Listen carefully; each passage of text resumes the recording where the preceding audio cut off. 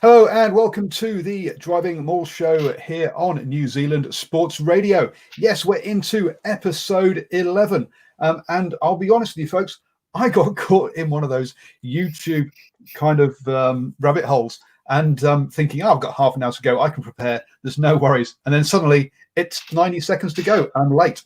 So here we are. We're on. And I haven't got all my slides all up and ready. But hey, that doesn't matter. The show will go on. So how are you doing, Bo? Thank you for joining us. Very well, thank you. Very warm and good evening to everyone. It's always lovely to be on the show. Stephen, nice to see you on air as well, mate. And looking forward to it. It's been an interesting week for myself and Manukau Rowers. We were on the end of another hiding from Dwayne's team, and I'm actually a little bit glad that Dwayne's not here because I would have had to dig a bit of a hole and hide it. And yes, so Dwayne, unfortunately, probably will not be with us this week because he has got some charity work that he's doing. So all the best with that, Dwayne. Hope you raise lots and lots of cash. Much of that, I don't know what charity it is, but I'm sure it's a very worthy one. And Stephen, how you doing, sir? Yeah, unfortunately, boy, it looks like I might have dished you out a bit of charity on the weekend. Looking at that scoreline, mate, sorry about that, brother. But hey, listen, Paul, privilege and a pleasure to once again be on the show. But obviously, we'll discuss a little bit more of Auckland Club Rugby a little bit later. I'll give Bora a chance to basically get some air into the nostrils and breathe again. Well, I have to say, Dwayne, man of the match performance. He was playing at number 12, real team man. And 12 to 50. Yeah, he was playing inside. Yeah, he was playing second five.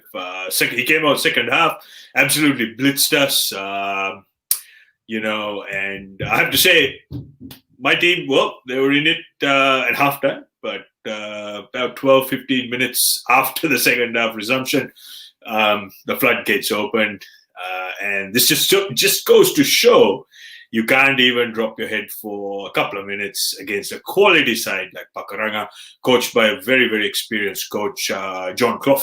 And that was another cricket score, unfortunately, 59 for 3 after 80 minutes of cricket at Pakuranga, Bell Park. So, wow. So, Dwayne, who is the number 9 for Samoa, turning out at 12. So, doing a bit of a TJ Perenara there, then, who kind of is moving out from 9. Obviously, TJ playing at 10 for the Hurricanes quite a few times this season. Didn't do so at the weekend though, which is a bit of an interesting one. I just sort of realised that. But anyway, or I don't remember him doing so. But there you go. So. Simon in the live chat has said, has anyone read about Australia's Super 8's idea for Super Rugby? No, I haven't, but I will try and read up on that during the show, and we can put that out there. But a topic we have been wanting to talk about for a while. But before I actually get onto that, sorry. Look, the Driving Maul show comes to you at 8 p.m. God, I'm all over the place, right? 8 p.m. every single Monday. So do join us. If you're listening to the recording, you can join us at 8 p.m. And in the live chat. Our preferred place for you, in all honesty, is on our Facebook page, New Zealand Sports Radio. But we do have a very active discussion also on our YouTube channel as well, which has just been rebranded as New Zealand Sports Radio. But a topic that I know that Bo has been wanting to talk to us about is his idea for how to restructure New Zealand domestic rugby. Now, I'm sort of dropping this on you, sir, at a bit of a last moment. But do you want to? I know it's an idea that you've had going around in your mind for a while now. So do you want to give us a quick description of how you think we could possibly restructure the whole Super Rugby and club scene, and what? And actually, start off first off. What's your driver? Is it to get more people playing? Is it to get a greater people watching? Which angle are you coming at it from? And then describe what actually the change is. Well, look, the key driver is more community engagement. That in itself is the nucleus because, post-COVID-19, this is the best time to press the reset button, get more community engagement, get more players and coaches and volunteers, administrators involved in the grassroots game and create a pathway to that next level. So my proposal is to scrap Super Rugby altogether, create what you would call a hybrid NPC or Mitre 10 competition, run it concurrently with all the club competitions right around the country, and create a pathway for club players to get regular game time depending on their form with their relevant provinces. And of course, we're seeing a lot of players who've come back, returning players, because there's not much professional rugby happening outside of New Zealand, playing grassroots, community club rugby. So I think that's probably the way to go. And what we're trying to do is professionalize the amateur game and look at getting more community engagement, getting more people through the turnstiles, and basically commingling the two competitions and giving more opportunity for club players, coaches, and administrators to be involved in the high level, be involved at a high level on a more regular basis. That's the driver. So basically, you're winding back the clock and having club rugby, and then the NPC or Mitre 10 Cup as being the top level instead. Then, effectively. Absolutely, and I think it's probably a good model for even Australia to look at, rather than try and stay abreast with competition which has clearly outgrown them, especially at Super Rugby level. And also, what this will do is if we go wind back the clock, we're going to have more rep level players, more professional, and also hopefully see some All Blacks playing club rugby and be more accessible to the community sport. And hopefully that will bring more people back into watching local club rugby and basically bringing more revenue to much needed clubs right around the country. Yeah, look. I'll be honest. I think that's a couple of reasons why this won't happen. One is financial, and the other one is high performance. If we take the high performance side first, Ben Darwin tweeted relatively recently that the more teams you have in that level below international, the lower your performance is compared to sort of number of. So, for example, England or England or and France, for example, have got a large number of players, some of the highest numbers of players, player pool, and therefore you'd think England with a big player pool should be one of the top countries all the time.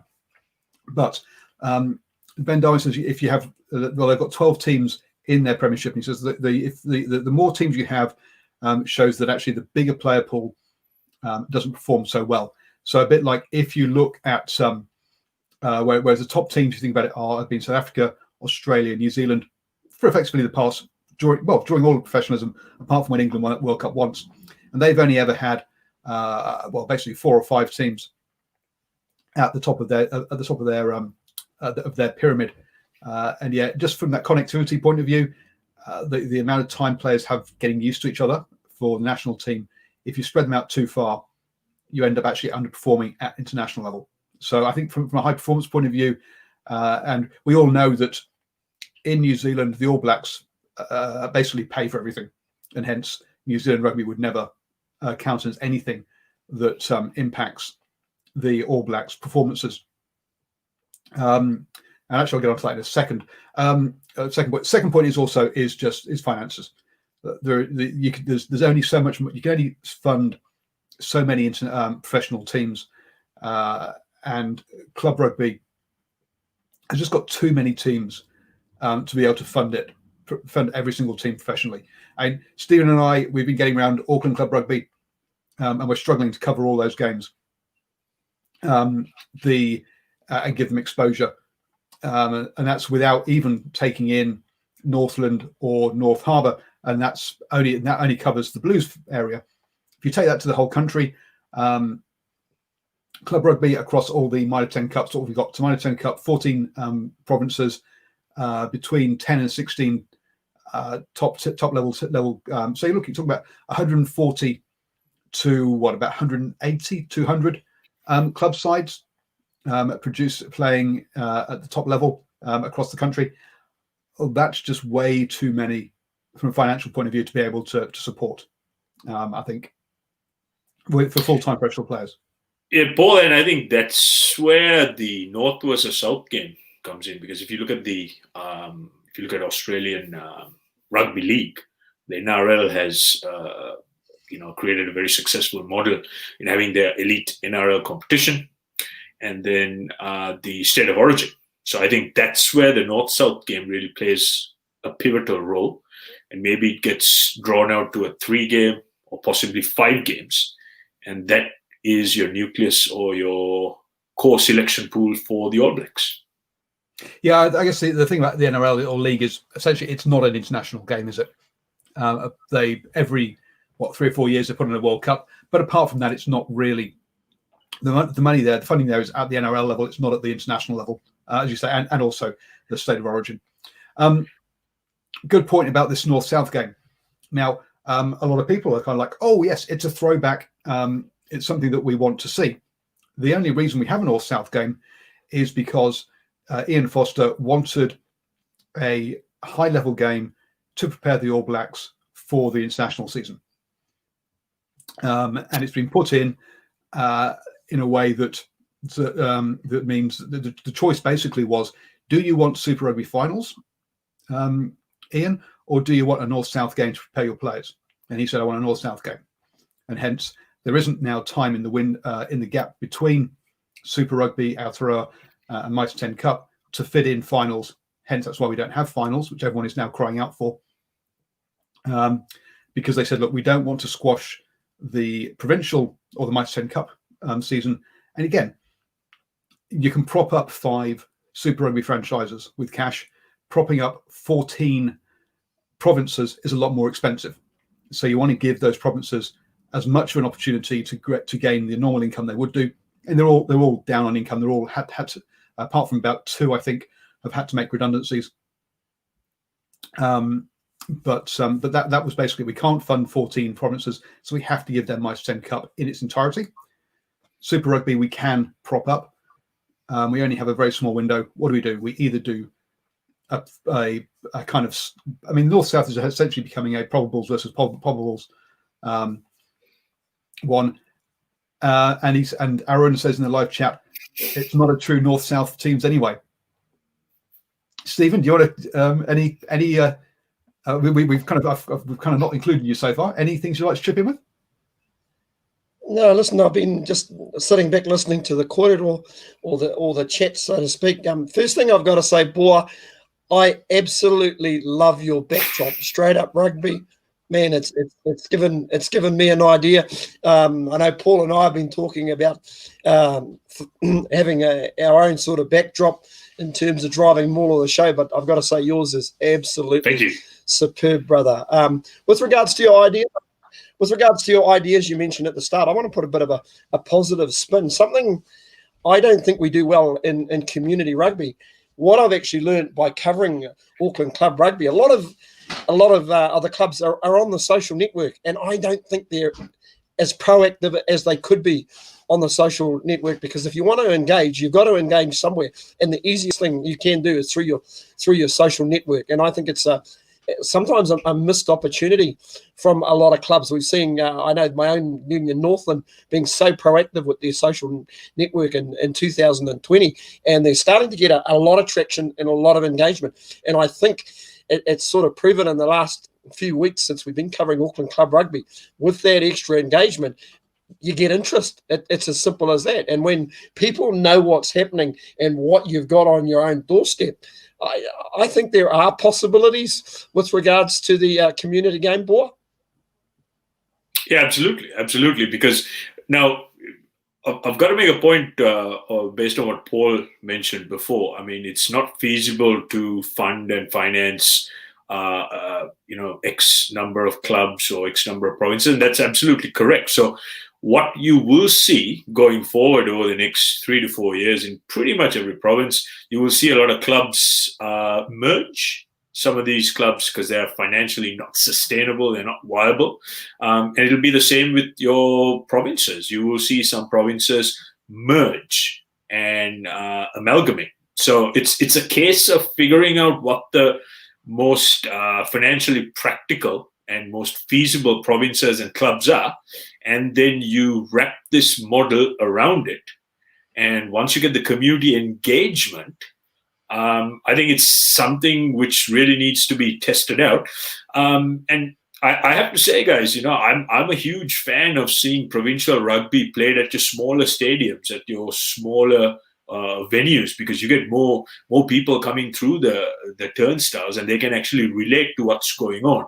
And because this hasn't been tried and tested, and given that we're seeing a lot more players returning, for example, a number of Japanese players now have got clearance, are playing in the counties Manukau as well as Auckland, Northland and North Harbour, and also in some of the other provincial club championships. You are starting to see more communities, more crowd come for these community games. So I think it's something which is absolutely worth pursuing. And I think the respective unions, as you rightly pointed out, especially with the social networking, needs to put a bit of focus on that, showcase these players, and see if they can really increase engagement, and especially seeing parents of younger children, bring them to these clubs, and we might all of a sudden see a spike in player numbers coming through these clubs. Now, folks, Bo's touched on a couple of things there. One of which is amalgamations, and another one of which is, as you say, promoting of the club games.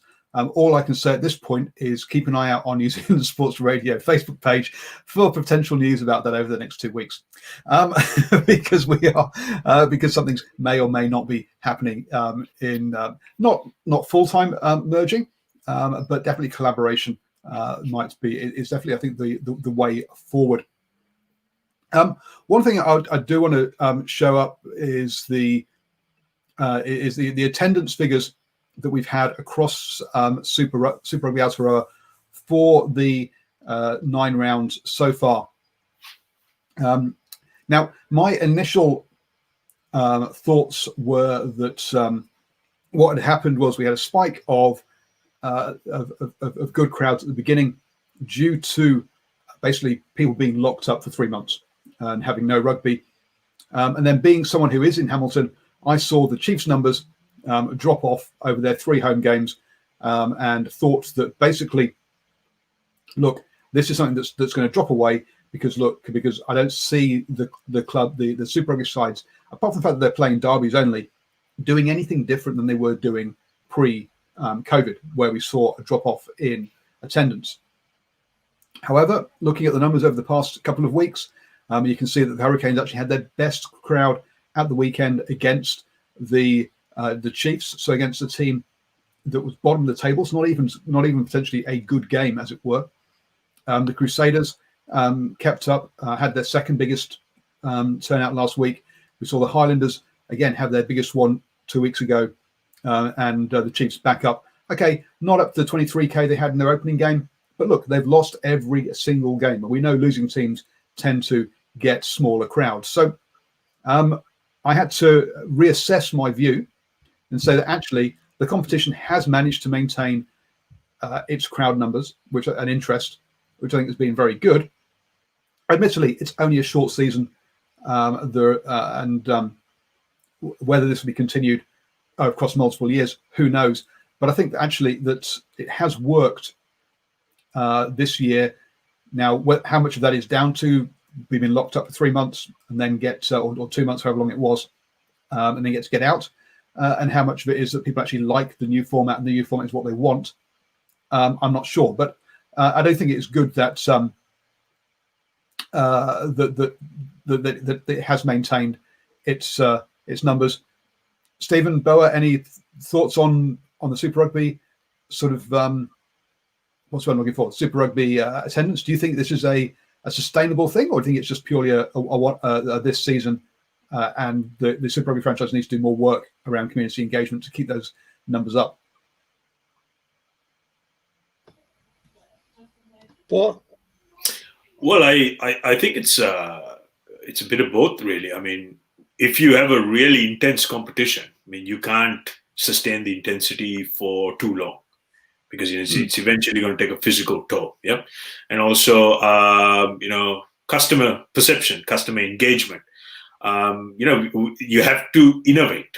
So because this is a bit of innovation, and by that I mean the quality of rugby has been next level, and I think we've finally figured out how to actually make Super Rugby super. It's to get rid of the not so Super Rugby teams, and we have a neon perfect product. So I think this is sustainable, but year on year, I think New Zealand Rugby and all the individual franchises, they're going to have to look at innovation. They're going to really have to look at community engagement. I saw the Blues with their community program where they have the recycling of boots for children, things like that, where they actually go out to the community, get involved. And if they keep continually getting the communal support, yeah, sure, this is absolutely sustainable.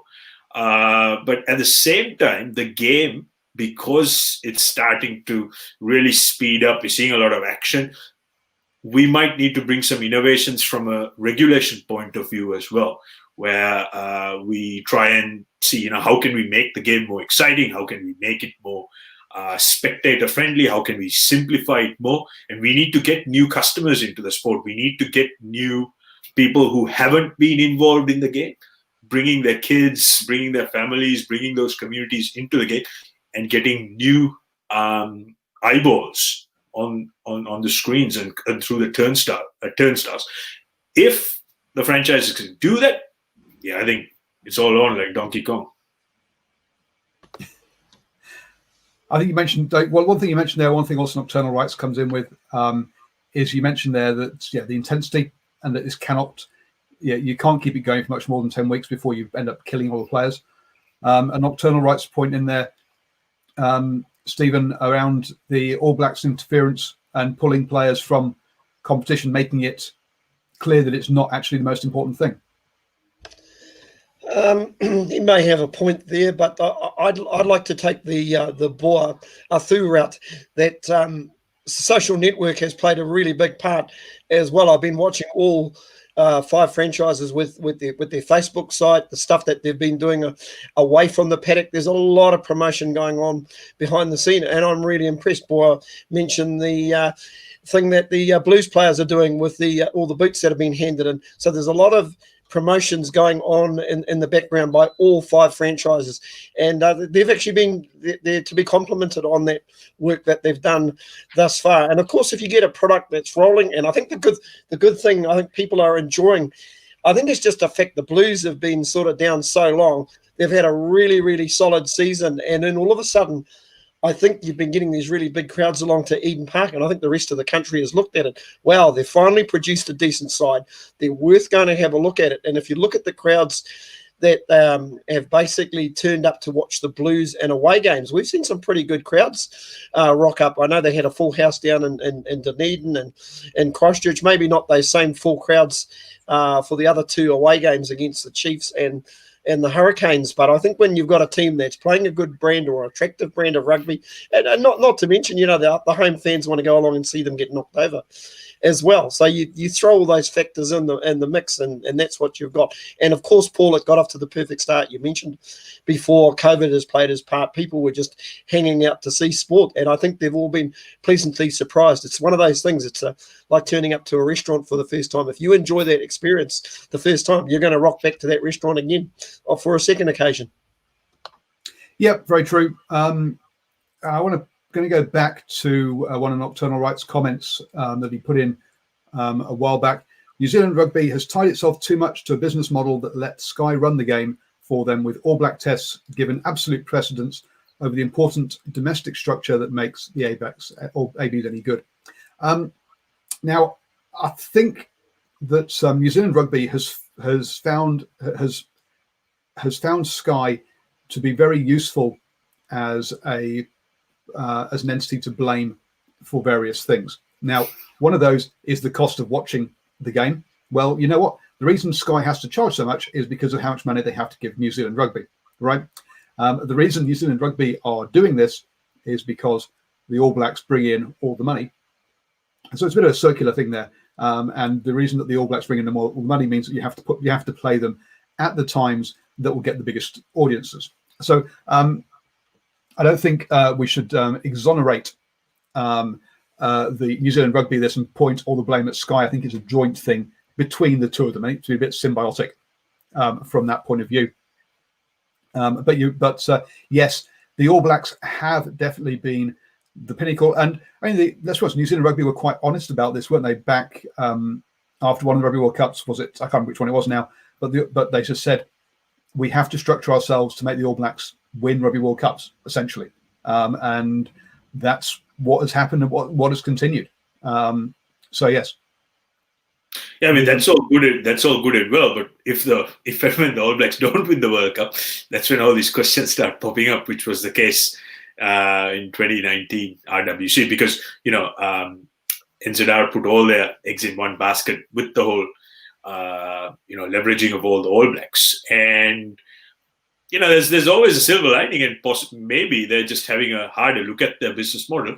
And we might see more All Blacks being accessible to the community sport, to NPC, and who knows? They might turn back the clock. And as I suggested before, getting more communal engagement, because one of the issues for the longevity of the game is that we are seeing a decrease in participation of children. Now there are various reasons, because other sports codes seem to be eating into it. And of course, the whole thing about contact, more Polynesian children being, involved in the sport, and this what we call soccer mummy syndrome, where kids getting hurt. So there's a whole raft of reasons, and I think there's a much bigger picture here. So I think one of the key ingredients to address this is to look at winding the clock back and getting elite athletes involved more at the community level, so that you have a wider engagement. And I think that will far outweigh any decrease or sacrifice in high performance, in any revenues, because right across the board there will be more opportunities which will present itself, which I think NZR have to work with the other unions. And the more micro units working on that same business model, it's only going to make the revenue great, i.e. merchandise and things like that, because it's a lot easier to get revenue if you have a product which is easily accessible and which is easily sold through the grassroots, i.e. merchandise, as opposed to trying to hedge your bets on exclusively the high performance angle. That's just my opinion.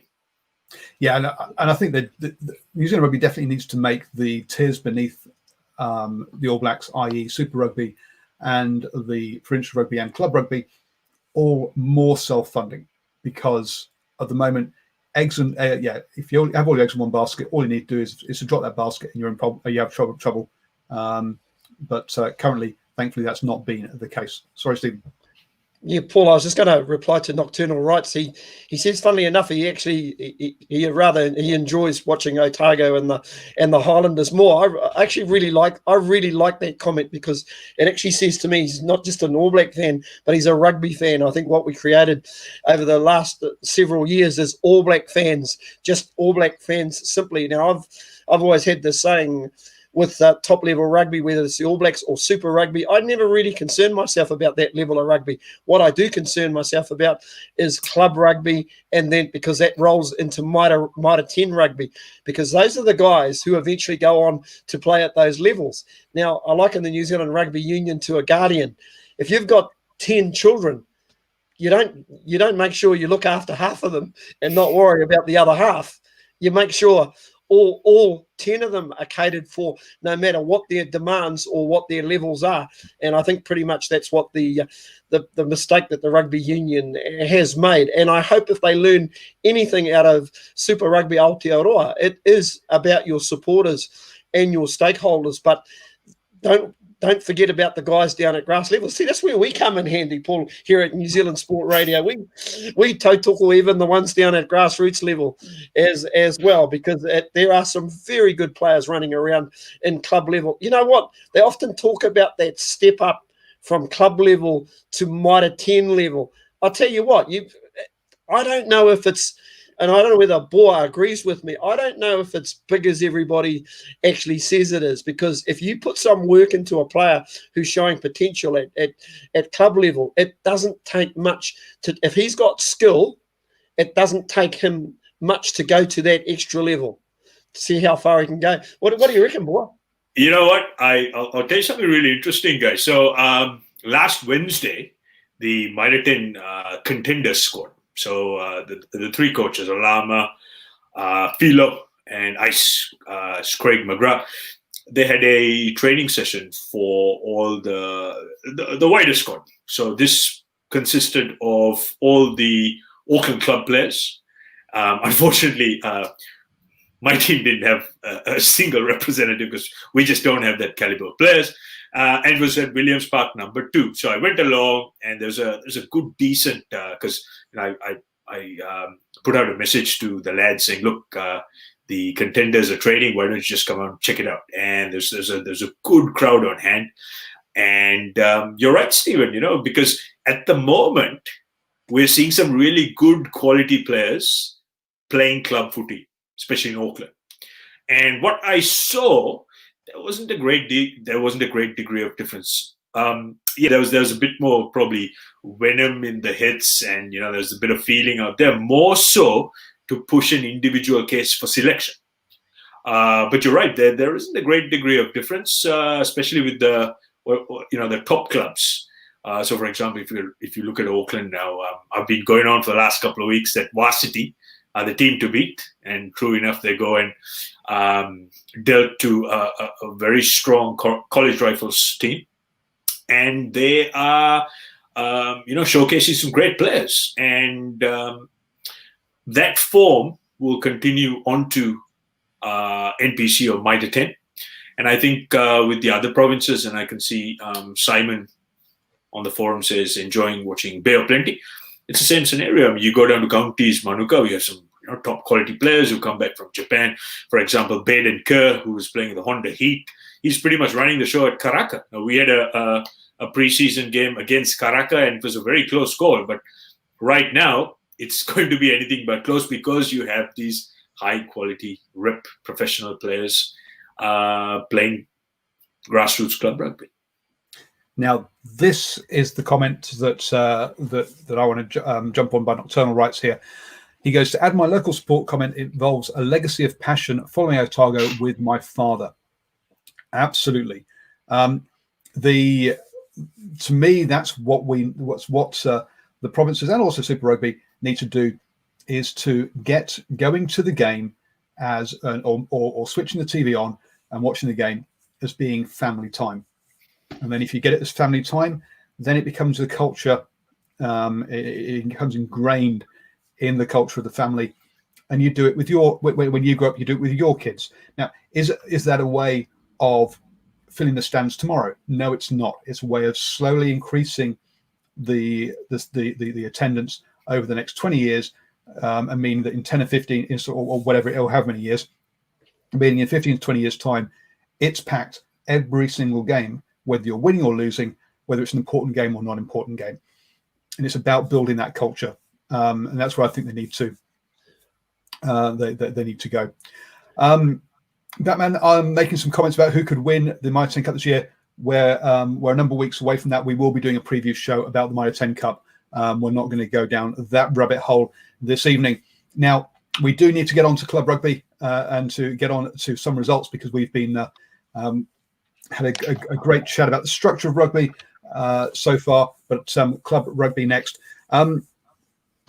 Stephen, do you want to take us away? Yeah, well, it's sort of starting to get to the pointy end of many of the club competitions, especially up in Northland, Paul, because on the weekend we had round 8 just completed, so that means there's just one more round to go. Remembering the top 2 will go through to the final, and now the final this year is not going to be played at Toll Stadium. It's actually going to be played at the home of the highest qualifying team. So if I quickly go through the results from the weekend, Kirikiri 35 over Ngāti Hene Moerewa UK 5. Now, they were the promoted team at the beginning of the year, and they were getting some almighty hidings at the top of the year. But as you've seen, they've just slowly improved as the season have grinded along. And the good thing about it, there's no relegation this year. So there's an opportunity for them to go away over the summertime and basically reload and come back again next year. Next result, Old Boys Marist at home. Too strong for Horahora. And that's Horahora, who started out of the blocks like a pretty much a bat out of you-know-what, winning their first 5 in a row, but they've lost 3 on the bounce, and they are in jeopardy of missing out on the final the following weekend, which I'm heading up to. Now, Waipu 19, Kamo 12, and that pretty much qualifies Waipu for the final, but it doesn't qualify them for the actual home. They have to win again next weekend against Horahora 19-12. Western Sharks with their best performance of the season, 49 points to 20 over Wellsford, and Mid-Northern, the other team that's gunning for a place in the final, 42-10. And as we look at the table, it's Waipu up top. Waipu have Horahora this weekend. They go away to play Horahora, but the way that Horahora is going at the minute, Waipu might be too strong. There's a few Northland players running around for Horahora, the likes of Dan Hawkins, who's unfortunately been injured the last few weeks, Jacob Machu, who's been in the Northland squad, Kara Pryor, guys like that, of that ilk, Justin Davies in the front row, all with ITM Cup experience. He actually played in the ITM Cup days, but they've kind of fallen off the wagon a little bit. Mid-Northern go to Ngāti Hene Moerewa UK, but I think they'll be too strong, and and Waipu to beat Horahora. So those are the 2 teams I'm picking to meet in the final up in Waipu. I'm preempting it. I've probably just cursed both those 2 teams. That's happening on the 22nd of August, that final, and I'm picking it's going to be in Waipu, Paul. So should be interesting. We'll come south a little bit to North Harbour, starting to get interesting in North Harbour with 1 round to go. North Shore 29, East Coast Bay 6, Silverdale 38, North Harbour Marist 12. Now, the upset of the weekend, Northcote 18, Takapuna 5. Up until now, Takapuna were unbeaten, and Kumeu, a team on the rise, 69 points to 0. Now, the good thing about the North Harbour competition is we look at the final round for round 9. There's a couple of big games or interesting games coming up this weekend, and that Silverdale Kumeu game is going to be a very big game as we look at the table. Remembering the top 4 teams will host basically quarterfinals, so it's important that you finished either 1, 2, 3, or 4. Takapuna, Northcote have pretty much qualified, and really your other 2 teams are going to come from a next crop of 4 teams: North Shore, Silverdale, Kumeu, and I think East Coast Bays actually might be just out of it. They'd need a whole lot of things go their way. Quite frankly, it'd be like winning the $43 million lotto this weekend for them to come through, guys. And of course, we move on to counties Manukau, and it was their final round on the weekend. Ardmore Marist looking the team to beat, 43-10 over Patamahoi. Onifero, far too good for Papakura, 78-12, condemning the boys from Papakura to a winless season. Karaka, 17, Manurewa 10. Now, that was also had an interesting implications, that particular result, because we're talking a top 4, and Bombay went down to Pukekohe, 51-30, but they have qualified for the semi-finals, finishing in 4th placing on the table. So Counties Manukau or Tribe haven't updated the app as yet, but I'm picking it's going to be Ardmore Marist versus Bombay in one semi-final, and Karaka versus Manurewa in the other final. So the 2 hosts will be Ardmore and Karaka in those Counties Manukau finals, and that's for the McNamara Cup. Just looking at the table, it looks like the Bombays have finished above Manurewa in 3rd, so I assume Ardmore will play Manurewa and Karaka will play Bombay. Looking at the county's website.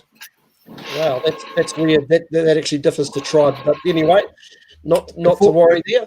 Just quickly before you move on to the Auckland scene, a quick update from the Waikato club scene and the last round of games, funnily enough, included the same 2 games that will be played as part of the semi-finals. So down in Cambridge, it was Hautapu versus Melville. The first half was tight. It was 15-3 at halftime, but Hautapu came out and showed why they are the most fancied team and top team in the table by winning this one 37-18, really dominating that second half. The other game was Fraser Tech versus Otahonga down in Otahonga. And whilst Fraser Tech ran out to got 2 early tries to lead by 14 points, Otahonga came back to win that one 36-31. Other results there saw Hamilton Old Boys beat University 36-0. Marist beat Tiamutu 47-13, and Morrisville were on the bye. So the semi-finals will be replays of those games this weekend. So Hautapu looking at beating Melville yet again, and Otahonga hosting Fraser Tech. And have I mispronounced something in there? Probably I have. Aaron, mixing up between 2 names I can't actually say. So we'll steer clear of that and just move on to the Auckland results. Hey, thanks for that, Paul. Just to let you know, once we get enough money in the budget, and Paul has got a paywall site on the Driving Maul, you're watching New Zealand Sport Radio, but when the money starts flowing in, we will be sending Paul off to Te Wānanga o Aotearoa Wānanga in 2021, so he can touch it up on his te reo Māori. And if we have maybe even some Pacific Island speakers out there, that would be much appreciated as well, just to help him out. But we're here to tautoko and support Paul, and he is the boss of the show, and that's he presses all the buttons at the right time. But I do digress. We'll head into that Auckland results. Remembering the Auckland, I think they've got about 5 rounds to go. Boy, is that how many? 5 more rounds, and some very interesting games coming up, and we're starting to see a clear separation between those top 8 sides and the bottom sides. So some interesting times ahead. That's for sure. Yeah, I'll quickly go through these results, and I'll find a way so you can all chat about the games that you were at. Grammar Tech 47 to Papapa 12. Just on to Papapa, they had trouble. Obviously, one game with the team, but you've got to give them a little bit of credit. They're not getting beaten up too badly, so they're hanging in there, boy. Yeah, definitely. And look, I think it's fantastic because that just means, teams, a team which has been taking a bit of a hiding, especially in the first few rounds, they're starting to, dig their heels in and try and make a contest out of it. And I think that's what we need to see to have a healthy competition where we don't have lopsided games, where every team has an equal opportunity. And I think Te Papa have had a few returning players who played a bit of rugby overseas, and that's probably starting to show on the scoreboard as well. Yeah, I've very sad memories of playing out into Papapa, getting sent to the sin bin in a senior reserve match out there. No, very, very sad, because the whole family turned up to watch, and just in time to see me getting sent to the sin bin. But I digress, guys. Now, a big result there for Waitemata over Otahu, and to be honest, I feel a lot for Otahu. I really do. When I first moved to Auckland many moons ago, I stayed out in the Otahu area, and they were my first side that I supported. I was at Eden Park in 1985 when they beat Grammar in front of 25,000 people at Eden Park. Yeah, unbelievable. Yes, that used to happen. They used to get those sort of crowds to Premier Club finals. They beat Grammar on that particular day, and just to see where they are at the moment, it's definitely been a season's of learnings for Otahuhu. But, I think once again, by using the social network and, having a bit of support for these guys, it won't take much. They do need a little bit of help, and sometimes it's good to know what these clubs actually need, Boa. Yeah, absolutely. I mean, look, it's been a very tough season for them, and now a very good friend, very close friend of mine, Tavita Tulanga, who's a former Suburbs man.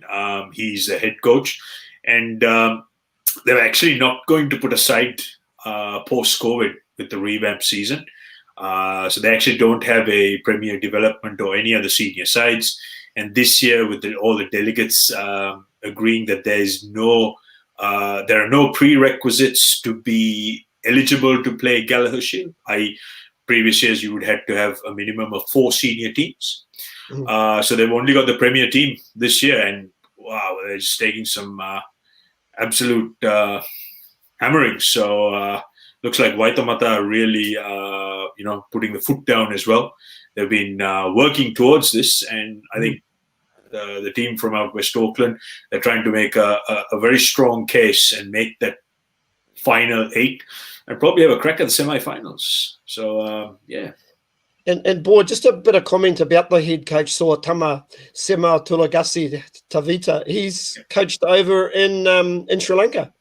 Yeah, well, that's where I actually met him. I've played with him. He's coached me. I've coached with him.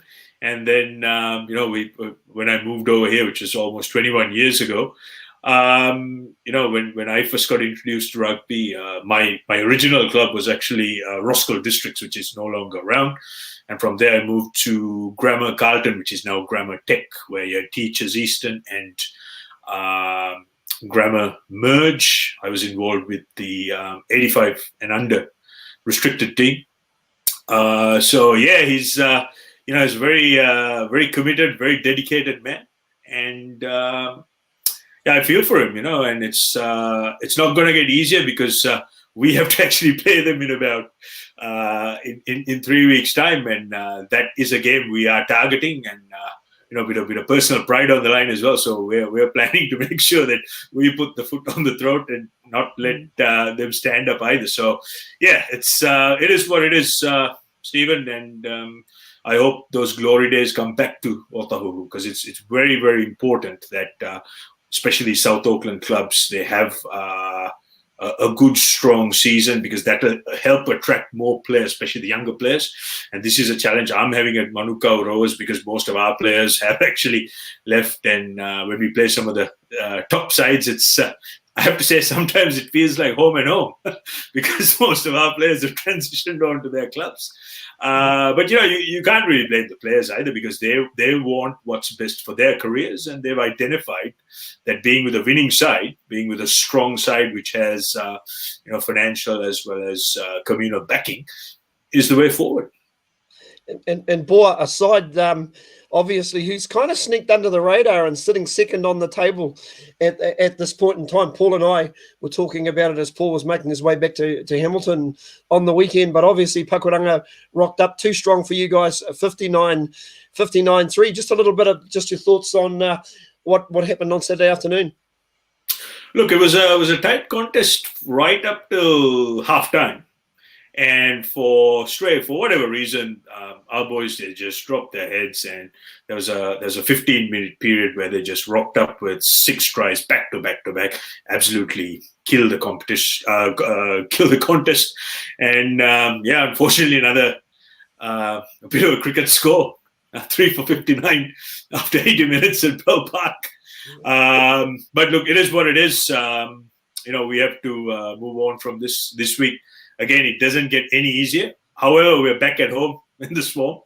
We're playing Eden. So, we're looking forward to tomorrow night. We've got to prepare well. We've got to prepare in a slightly different manner.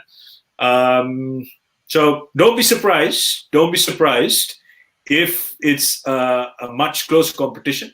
And given that we are overwhelming underdogs, got nothing to lose, so all to play.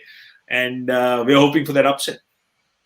Yeah, I tell you what, Pickering is sitting in second place at the moment, but they've got a tough road to hoe because coming up this weekend, they head to University to play a very good University side that is on fire at the moment. 31-19 over College Rifles, and maybe they're the team to watch. I know everybody's probably gunning for last year's premiers in Ponsonby, but maybe the team to watch at this stage. Suburbs 57, East Tamaki 10, too strong, and probably in a game that was the game of the weekend. And Paul, you happened to be there.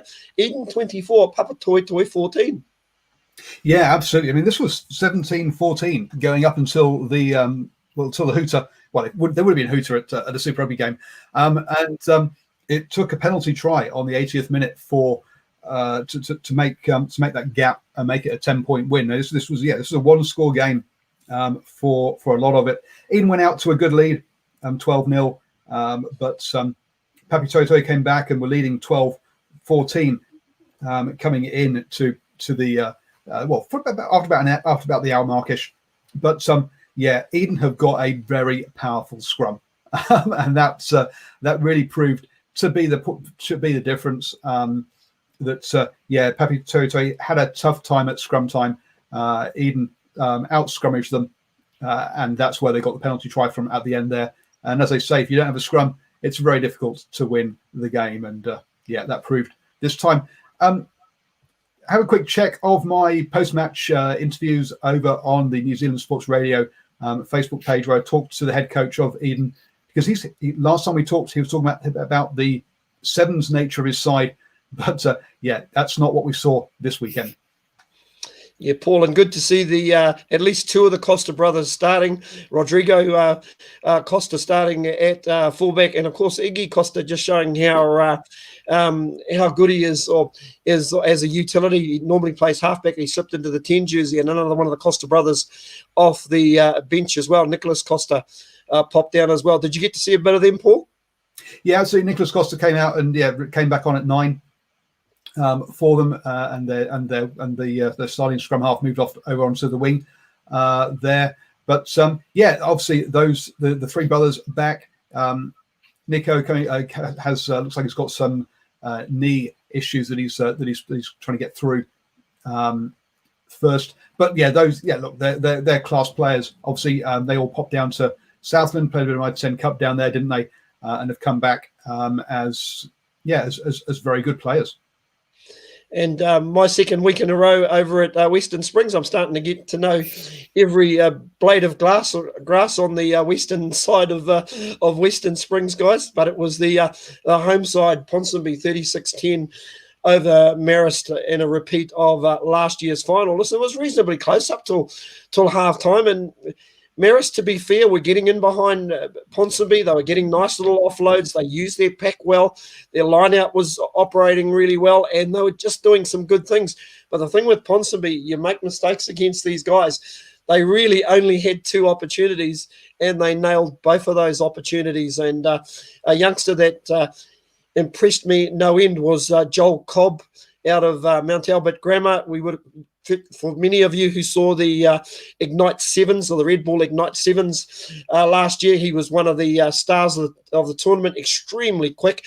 And once again, if you check out our website, you'll see a try that he scores. He's not the tallest man in the world, but he leapt above everybody and pulled down probably the best of his tries. His other 2 were just basically pretty much run-ins. Also, we speak about the level of rugby.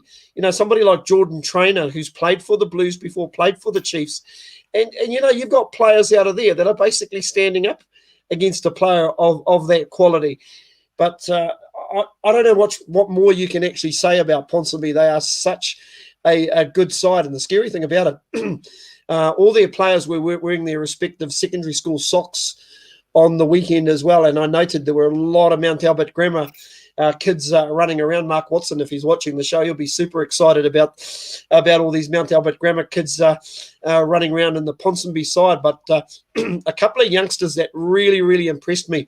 Now, the 2020 Blues Player of the Year, S1E11, Vikina, who was running around at hooker. This kid is an absolute beast. He's a very, very big hooker, and just a dynamic ball carrier as well. And, of course, the younger brother of Patrick Tuipolotu, Hamden Tuipolotu, playing at loosehead prop. If you think Ofa Tuangawhasi is big, wow. I tell you, this kid, I don't know what the food bill would be like at the Tuipolotu household, but he's a very, very big kid. So he impressed me no end. But they've got a whole lot of youngsters in the side, and very well captained by Alex Dabeck as well. Once again, look out for my interview with Alex. Very well spoken. He also played Mitre 10 Cup for Auckland this year, and then you can sort of throw in the likes of Joel Cobb and Jordan Trainer at the back. They are going to take some sort of beating, and at this early stage, as we quickly look at the table, which is starting to get very, very interesting at this point of time, remembering 5 rounds to go, and it is Ponsonby. And they haven't got the toughest run home, to be fair. They do have an away game against Waitemata, which is on the 22nd of this month. That'll be a tough gig for them. Of course, we spoke about Pakuranga's run home, Eden University. Gee, I tell you what, even at this early stage, I'm probably never going to be let back into the Waitemata club rooms, but I think maybe Ponsonby and University may be the teams at this stage. But don't discount Eden, the Costa brothers starting to come back into this team as well. And I don't think you could probably write College Rifles or Grammar Tech off, but it'll be sort of interesting to see if some Super Rugby players get released. Don't forget Isi Tuangawhasi and Andrew Makelo are both affiliated to that club, and they played 2 or 3 weeks ago when they actually beat Ponsonby. So it'll be interesting to see what happens, but there's a lot to happen. I know Philo Tiatia and Alama Iramia and Craig McGrath. I think, boy, you might correct me on this, there could be some Auckland players pulled out in the last few rounds of the Gallagher Shield. Yeah, look, every chance that could happen. And as I said, last Wednesday they had a pretty decent. It was a full-on contact hit out at Williams Park number 2, and all these players you mentioned, I think they're very much in the mix. Now the interesting thing will be towards the latter part of the competition, especially the business end, some of the returning Super Rugby players, for example, Marist, who one of their key players, a superstar for the Blues, Hoskin Sututu at number 8. Now obviously he's had a bit of an injury with his ankle, so that might be a way he gets a bit of run on form and exposes himself back into the game. And one thing I do have to mention, Stephen, is as far as Ponsonby, the Ponies, one of the main reasons, especially they seem to be attracting some of these players, especially from Mags, is some wonderful work done by the RDO, Rocky Khan. Now that has to be mentioned, because this guy, wherever I go around Auckland Rugby, I see him. He's there. There's a few coaches on Wednesday night. I had one of the coaches, Noroa, who was a former coach at Papatoi, now with Grammar Tech, and we were just having a bit of a conversation behind the post, and lo and behold, who turns up? The Ponsonby RDO, Rocky Khan. So, this guy, he's on to it, and he plays a pivotal role. And in fact, a few weeks ago, I met him at the club rooms, and we were having a discussion over some other rugby-related matters. And he was very confident on the Phillies winning the women's premiership. And he said, look, Boa, I planned this for 3 years. We're very confident that we're going to win this. And that's exactly what they did. So I think with some of the bigger clubs, you're seeing this level of planning and execution happening. They seem to be able to recruit and hang on to these quality players, and it's almost like a little academy where they churn out top quality players who go on to represent their provincial sides and beyond, i.e. in Super Rugby. So it's fantastic to see. So much kudos and all credit to Ponsonby and Rocky Khan. I'll tell you what, he gets around. You speak about getting around. He was one of the coaches for the Ponsonby women's team last week, and then he was reserving for the Premier side on the weekend. I thought he may have lost his way for the day. One player I completely forgot to mention in a beaten Marist side is New Zealand. I think he's played New Zealand 20s. Tofa Funaki, who's the halfback. Watch this kid. He is some player and mighty tough as well. But I I was quite impressed how heady he was. You know, even though things weren't going right, he just basically stuck to his basics, and he's one player to watch for the future. Paul, have you listen? I just see Simon in the chat room has asked about the Australian Super 8s idea for Super Rugby. Have we got time to talk about that? We can try very quickly. Not really. Very quickly though, before we get on to that. So this weekend, obviously, we have another round of club rugby, and also is the last round of Super Rugby. We then have 3 weekends off, with just the North-South game on the 29th in the middle week there, before Mitre 10 Cup happens. So that's 3 rounds where potentially, as Bo has been talking about, the Super Rugby players might be looking for a game or two. But then we have the final round of the regular season is on the first round of the Mitre 10 Cups. All those Super Rugby players will disappear off back to their provinces. Also, the top club talent will be taken away by the provinces as well. So for that final round, we're going to see some depleted sides probably, followed by then the semi-final and the final. So it's going to be interesting. Those top clubs, their depth is going to be tested, and there might be some discussions with the Mitre 10 Cup coaches around, hey, do you really need that guy on the bench, or do you think you can release him this weekend for the final of the Gallagher Shield? There's going to be some interesting discussions between the clubs and the province around that one. Maybe we'll try and get an interview with Iremaya and ask him how he handles that situation. Let's see if our new if our new relationship with Auckland Rugby stretches to that. What do you think, Stephen? You know what? All you can do is knock on the door and give it a go. And if they say no, they say no. But you know, we are here with positive intentions. Guys, I have to say, last week Monaco Rose has to play Ponsonby and Western Springs. So I hope they pull all the provincial players out. It's going to be a far much more even level playing field. And I think Auckland should absolutely say no to all the red players in that, especially that last round. So next round, I would say the clash of the round for next weekend is probably Marist versus College Rifles at the top end of the table. And if you're looking for a competitive game amongst the sort of lesser loved or the lower teams, then Otahu versus Te Papapa, I think could be a decent game as well. 2 sides that have been having a tough old season, but I think 2 sides that will be looking good. Unfortunately, I'm not available to get to any games this weekend, but those are the two that the 2 most competitive games that jump out at me for next weekend's games.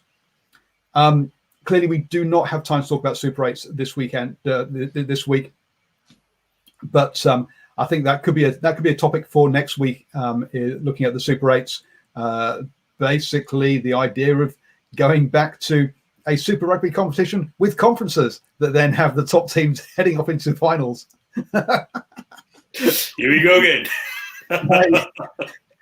If you wait long enough, the bus comes back round one more time, doesn't it? Let's be honest. Well, that's one way to make the Super Rugby unsuper again. So, sorry, I had to put that jibe in. Thank you so much, Boa. Thank you so much, Stephen, for joining me. Folks, don't forget, we'll be here at 8 p.m. every single Monday with the Driving Maul show.